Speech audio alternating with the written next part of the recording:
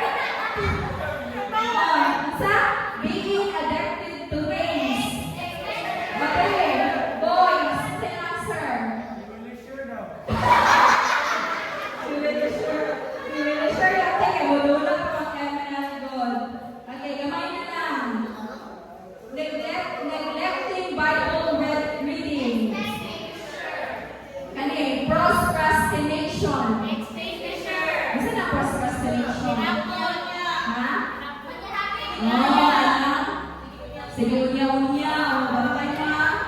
Procrastination na siya. Bright one yun. Next, watching inappropriate content. Oh my God! Sabi, you will be kaning, kusgan nga judgmental spirit. Kaning, seeking attention. Kasi pati patay. O, ato mga kuhan. O, mula sa pansin. Kaning, attending fellowship. Serving in church. Encouraging your pastor. Participating in worship. Being teachable. Inviting friends to church. Giving offerings cheerfully. Bantay mo ha? Bantay ka may nag-offer niyo. Being accountable. Contentment. Alright, palakpakan na to ang kawal ninyo. So, break tayo nyo. Kabalunan mo, find the difference between fuel and fire extinguisher. Maurag yun na ako ang bot ipasabot MCY ko. What is one thing you will stop doing this week that is extinguishing your spiritual life? Okay? Ask yourself, what is one thing you will stop doing this week that is extinguishing your spiritual life? Unsa man ang usa ka butang nga imong gi-desire nga stop nga buhaton this week nga unsa gali rules sa fire extinguisher nga makapapalong sa imong spiritual life sa fire nimo. What is one thing that you will start doing to keep your passion for God's burning? Right? That's the question. In 2 Timothy 1:6, for this reason I remind you to fan into flame the gift of God which is in you. So, emphasize the fire that stays strong only when it is only continuing feed. In the same way, our passion for Christ grows as we spend time in His Word, prayer, worship, obey, and walk with other believers. So, like this one. So, it is our opportunity na makagather pa ta because this is one way of keeping our fire burning inside our hearts. Alright, so manindog ka mga sawayo. Let us pray and let us connect to our God and let us desire that this fire inside our hearts will keep burning hangtod sa ihang pagbalik. Although naman mga instances na mapalong ka, right? Nga maluya ka. Yes, because we are not a robot. We are just a human. And we are not AI. So how? Find a friend that is like you, like us. So connect with him or her. Uy, na-discourage ko. I need some encouragement, some words for you. Ate, kuya, sa inyo ha.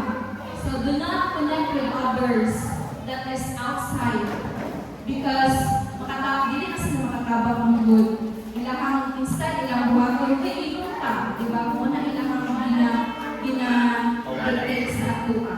So, let us go back to the presence of God and remind always that the fire inside our hearts shall keep burning every day sa ito ang kinabuhi kung asa ang kapagdadagdag sa Ginoo. Even we are in our work, in our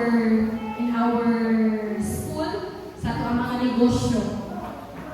Alright. Yes, Lord. Thank you, Lord Jesus, for your word, Lord, that we need to ignite the fire inside our hearts, Lord. We do believe, Lord, kung namin ang muhang presensya, kung namin ang mga pulong, kung namin ang sa kanang Diyos, hindi kami mapalong, Father God. Lord, hindi kami mabuhat, Lord, without you, Jesus. Without, Father God, our sisters and our brothers in Christ, Lord. It is our desire to soak in your presence, Father God, to be in your word, Lord, every day, every minute, every hour in our lives, Father God. Let us raise our hands to our God as a sign of a total surrender to Him, and be reminded that we can't do anything in this earth without God in our lives. Oh Jesus, salamat po Diyos sa mga kabatakunan, Father God. Today, Lord, we are gathered, Lord, not just for fun, not just, Father God, not just, sa paglipay-lipay, but to be in your presence, Lord, to be in your word, Father God. Salamat po Diyos sa kahigayunan, Father God, na yung hatag ka namin, Father. Lord, as a total surrender, we are raising our hands, Father God. Preserve our lives, Lord. Antong sa iyong pagbaling, Father God, makaplagan mo kami mga inuganon, ihakali mo nag-alagad, Lord God. Lord, even asa may ginawa ng mga paadtuon, Father God, ng mga lugar, Lord. Lord, yung mahimong testimony ang among mga kinabuhi, Father God. Yes, Lord. This is our desire to be in your presence, Father God. Oh, Jesus.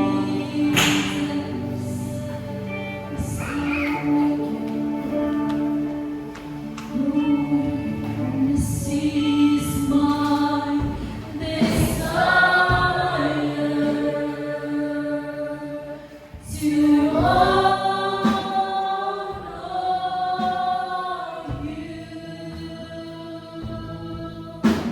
you, Lord.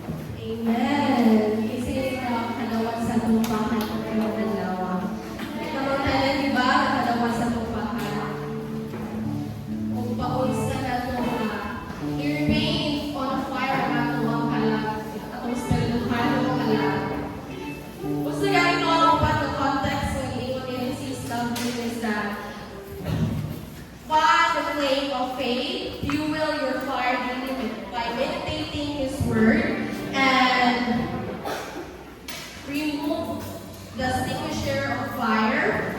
And the last one is shine through service.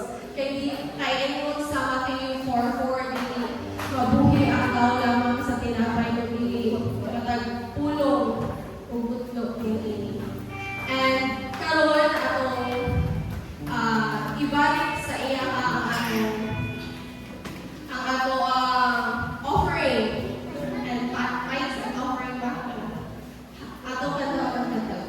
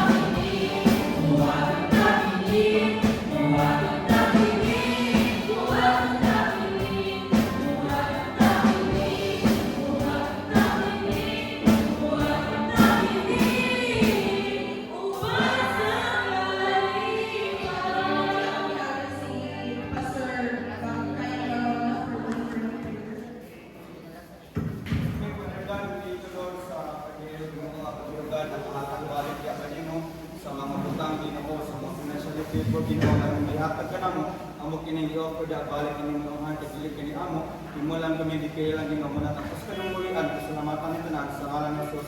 Amen. Amen!